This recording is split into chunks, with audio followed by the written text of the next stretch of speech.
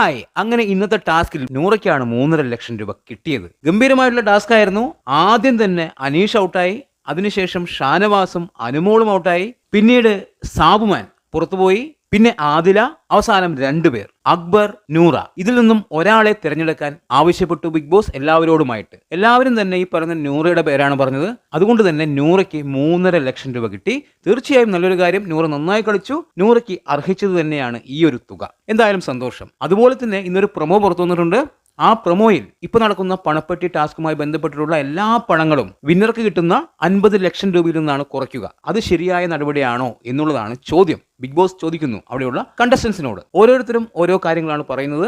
പല ആൾക്കാരും പറയുന്നു അത് ശരിയല്ല എന്ന്, ചിലർ പറയുന്നു അത് ശരിയാണ് എന്നും പറയുന്നു. ഇവിടെ അനുമോൾ പറയുന്നു എല്ലാവർക്കും പണം കിട്ടുന്ന കാര്യമാണ്, നല്ല കാര്യമാണ് എന്ന് അനുമോൾ പറയുമ്പോൾ, ഈ പറയുന്ന നെവിൻ പറയുന്നു എനിക്ക് പണമൊന്നും കിട്ടിയിട്ടില്ല എന്ന് നെവിൻ പറയുന്നു. അപ്പോൾ അനുമോൾ അവിടെ പറയുന്നൊരു കാര്യമുണ്ട്, നിന്റെ കയ്യിലിരിപ്പ് കൊണ്ടാണ് നിനക്ക് കിട്ടാത്തത് എന്ന്. തീർച്ചയായും കൃത്യമായിട്ടുള്ള പോയിന്റാണ് അനുമോളോടെ പറഞ്ഞത്. നെവിന്റെ കയ്യിലിരിപ്പ് കൊണ്ട് തന്നെയാണ് നെവിന് ഈ ടാസ്കിൽ മത്സരിക്കാൻ പറ്റാതായി പോയത്. നെവിൻ പിആറുകൾ വിളിച്ചു പറയുന്നൊരു കാര്യമാണ്. പാവൻ നെവിൻ, ബിഗ് ബോസിലെ ഏറ്റവും മികച്ച ഗെയിമറാണ് നെവിൻ. അദ്ദേഹത്തിനെ ഈ ടാസ്കിൽ പങ്കെടുപ്പിക്കാതിരുന്നത് വളരെ മോശമായി പോയി, പാവമാണ് എന്നുള്ള രീതിയിൽ കുറെ സംസാരിക്കുന്നുണ്ട്. തീർച്ചയായും ബിഗ് ബോസിന് ചേരാത്ത ഒരു വ്യക്തിയാണ് ഈ പറയുന്ന നെവിൻ.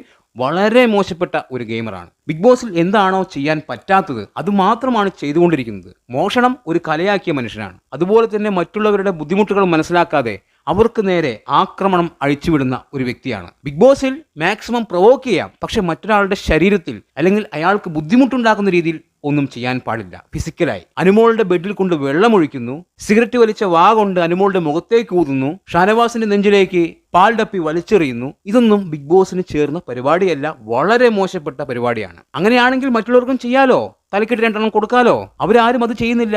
നെവിൻ മാത്രമാണ് ഇത്തരം കാര്യങ്ങൾ ചെയ്യുന്നത്. ഇത് തെറ്റായിട്ടുള്ള കാര്യമാണ്. ബിഗ് ബോസിൽ ചെയ്യാൻ പാടില്ല.